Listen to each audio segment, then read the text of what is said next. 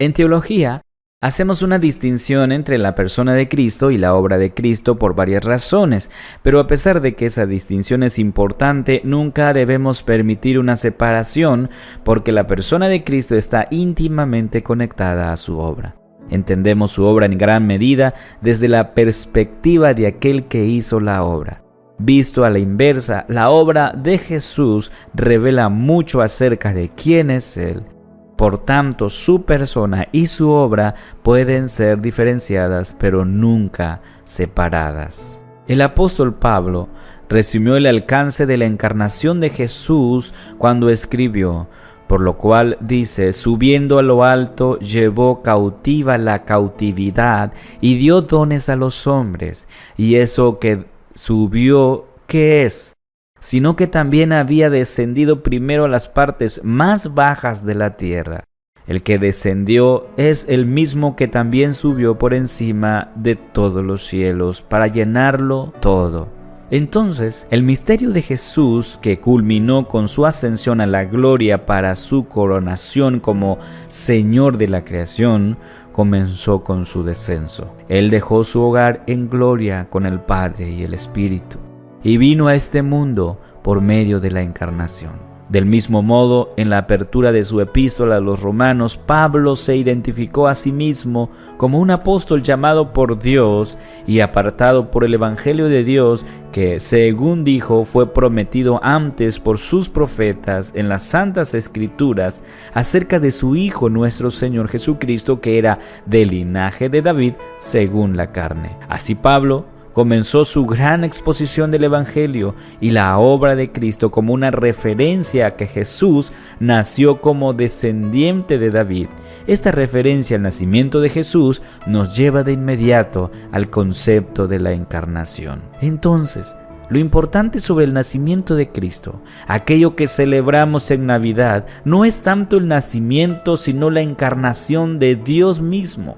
Encarnación es venir en la carne. En el prólogo de su Evangelio, Juan primero distinguió entre el Verbo y Dios cuando dice, en el principio era el Verbo y el Verbo era con Dios. Luego, en la siguiente afirmación, dijo que son lo mismo y el Verbo era Dios. Al final del prólogo escribió, y aquel Verbo fue hecho carne y habitó entre nosotros. En esta encarnación, Dios no sufrió repentinamente una metamorfosis para convertirse en un hombre de modo que la naturaleza divina esencialmente dejara de existir o tomara una nueva forma. La encarnación no fue tanto una subtracción, sino una adición. La segunda persona eterna de la Trinidad asumió una naturaleza humana y unió su naturaleza divina a esa naturaleza humana con el propósito de la redención. Pablo tenía algunas cosas muy importantes que decir sobre la encarnación en su carta a los Filipenses. Filipenses 2, del 5 al 11. Haya pues entre vosotros este sentir que hubo también en Cristo Jesús, el cual siendo en forma de Dios, no estimó el ser igual a Dios como cosa a que aferrarse, sino que se despojó a sí mismo, tomando forma de siervo, hecho semejante a los hombres, y estando en la condición de hombre, se humilló a sí mismo, haciéndose obediente hasta la muerte y muerte de cruz. Por lo cual, Dios también le exaltó hasta lo sumo, y le dio un nombre que es sobre todo nombre, para que en el nombre de Jesús se doble toda rodilla de los que están en los cielos y en la tierra y debajo de la tierra, y toda lengua confiese que Jesucristo es el Señor, para gloria de Dios Padre. Este pasaje, que es una celebración de la encarnación de Cristo, se conoce como el himno kenótico. Es probable que el apóstol no haya compuesto este pasaje mientras escribía la carta a los filipenses, sino que hizo uso de un himno que los cristianos cantaban en esa época. Se le llama el himno kenótico debido a una palabra griega prominente que se encuentra en este pasaje, kenosis, que literalmente significa vaciamiento. La imagen de vaciar nos da una idea de la transición que Jesús experimentó al dejar su estado exaltado en el cielo y encarnarse como hombre en este mundo. En la vida de Jesús vemos un patrón muy claro de humillación y exaltación. Él comenzó en exaltación en la gloria del cielo, pero ascendió a unirse a nosotros en nuestra existencia terrenal para redimirnos. Al entrar en la carne humana, sufrió una profunda humillación. A lo largo de su vida, la humillación se hizo más grande y más oscura, llegando finalmente a su punto más bajo en la cruz. Después de su crucifixión y muerte, el patrón cambió y comenzó a ser exaltado una vez más, empezando con su sepultura en la tumba de un hombre rico y culminando con su ascensión a la gloria. Creo que es importante observar que el propósito de Pablo en el himno quenótico fue mostrarnos cómo Jesús se humilló a sí mismo para que podamos imitarlo.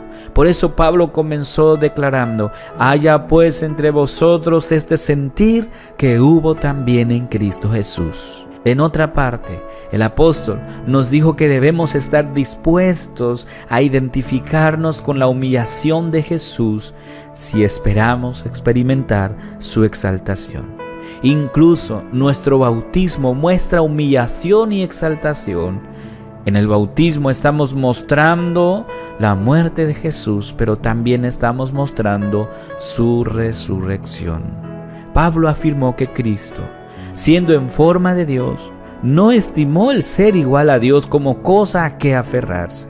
En otras palabras, Jesús no consideró la gloria que disfrutó con el Padre y el Espíritu desde toda la eternidad como algo para ser celosamente guardado y retenido tenazmente. En cambio, Él estaba dispuesto a dejarlo de lado, estaba dispuesto a vaciarse y despojarse a sí mismo. Jesús se vació de su privilegio, de su gloria y exaltación en la encarnación. Él se despojó a sí mismo, permitió que su posición divina y exaltada fuera sometida a hostilidad humana, crítica e incluso negación. Tomó la forma de un siervo y se hizo semejante a los hombres. Ya es bastante sorprendente que Jesús haya venido como hombre, pero además vino como esclavo. Llegó en una posición que no tenía exaltación ni dignidad, solo indignidad. Y en dicho estado se humilló a sí mismo, haciéndose obediente hasta la muerte y muerte de cruz. Las palabras que siguen a este breve resumen de la humillación de Jesús en la encarnación son de vital importancia para nosotros.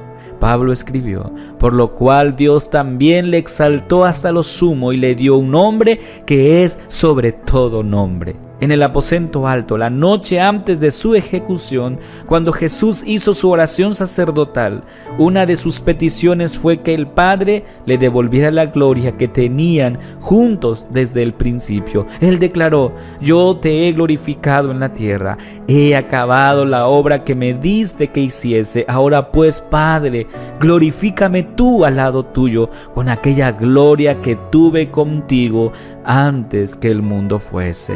Cuando completó su obra, el Padre hizo exactamente lo que Jesús le había pedido. Llegó el fin de su indignidad, de la humillación que comenzó tan estrepitosamente con su nacimiento. Los nombres y títulos que el Nuevo Testamento da a Jesús permiten un estudio amplio e inspirador. Pero ¿cuál es el nombre que Dios le ha dado a Jesús en el nombre que está sobre todo nombre? A menudo sucede que los cristianos, al leer este pasaje, asumen que el nombre que está sobre todo nombre es el nombre de Jesús, pero Pablo tenía un nombre diferente en mente. Él dijo que Dios ha exaltado a Cristo y le ha dado el nombre sobre todo nombre, para que en el nombre de Jesús se doble toda rodilla de los que están en los cielos y en la tierra y debajo de la tierra, y toda lengua confiese que Jesucristo es el Señor, para gloria de Dios Padre. Entonces el nombre que está sobre todo nombre es el título que pertenece solo a Dios, Adonai, Señor, que se refiere a Dios como el soberano. Debido a la perfecta obediencia de Jesús en el papel de esclavo, Dios movió el cielo y la tierra para exaltar a su Hijo y le dio el nombre que está sobre todo nombre, de modo que cuando escuchamos el nombre de Jesús, nuestro impulso debería ser caer de rodillas y confesar que Él es el Señor para gloria de Dios Padre.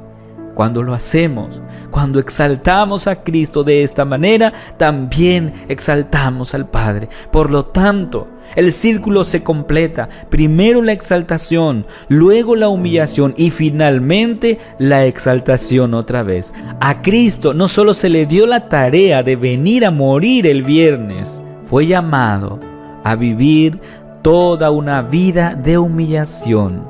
Esa fue la misión que Él acordó cumplir con el Padre y el Espíritu desde la eternidad.